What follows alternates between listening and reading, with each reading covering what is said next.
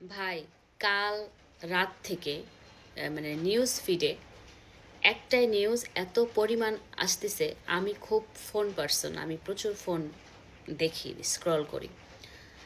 আমার হাজব্যান্ড পাশে থেকে বিরক্ত হয়ে গেছে যে এই একই নিউজ তুমি আর কতবার দেখবে। তাকে আমি বোঝাতে পারছি না যে আমি আসলে দেখতে চাচ্ছি না।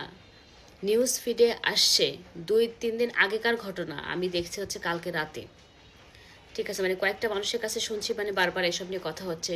তখন আমি একটু কিউরিয়াস হয়ে গেছি যে কী কাহিনী আসলে। পরে একটা ভিডিও দেখতে গিয়েছিলাম, তারপর থেকে শুধু সেই ভিডিওই আসছে, সেই ভিডিওই আসছে। কিছু কিছু সময় আমরা কিছু ভিডিও আপলোড করি, সেখানে কিছু মানুষ এসে এমন কমেন্ট করবে যে কমেন্টটা সেই ভিডিওর সাথে বা আপনার অ্যাক্টিভিটির সাথে কখনো কোনো দিন কোনোভাবেই যায় না। ওই কমেন্টগুলো দেখে মাঝে মাঝে আমি শকড হয়ে যাই যে এই পার্সনটা আমার এই ভিডিওর নিচে এই কমেন্টটা কিভাবে করলো।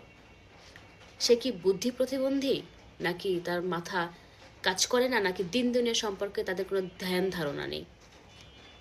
বাট কালকে রাত্রে আমি একটা জিনিস ক্লিয়ার হয়ে গেছি যে আপনারা কিছু মানুষ আসলেই বুদ্ধি প্রতিবন্ধী, এবং আপনাদের মানে বললে পারে বলবেন যে কোথায় কোথায় এই আপুটা মানে শিক্ষা তুলে কথা বলে। আসলেই শিক্ষা দীক্ষা আপনাদের অনেক কম। আপনারা একজনের পাপের বোঝা আর একজনকে দিয়ে টানাচ্ছেন। আপনারা এখন পর্যন্ত মিয়া আনভীরকে আর সানভীরকে এটাই তো চেনেন না। মাঝখান থেকে ভিডিও করে যাচ্ছেন, রোস্ট করে যাচ্ছেন, ট্রোল করে যাচ্ছেন। আনবি বেচারা, উনি কিছুই করে নাই, ছোট ভাই না বড় ভাই, তার প্রেমের বোঝা তারে দিয়ে টানাচ্ছেন কেন? আগে আগে জেনে আসেন, শিখে আসেন যে আনভীরকে সানভীরকে। আপনাদের জন্য আমি কনফিউশনে পড়ে গেছিলাম যে আজ আবারও কি এই লোকটাই সেম কাজ করছে।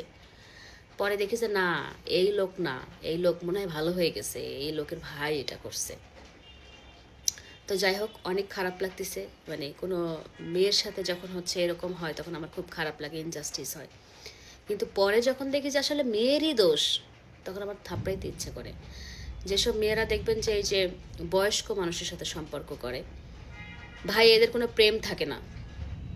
আপনি কখনোই ইয়াং একটা মানুষ কখনোই বুড়ে একটা মানুষকে ভালোবাসতে পারেন না, নেভার এভার। এটা কখনোই ভালোবাসা হয় না, এটা শুধু ফ্যাসিনেশন, তাও টাকার উপরে।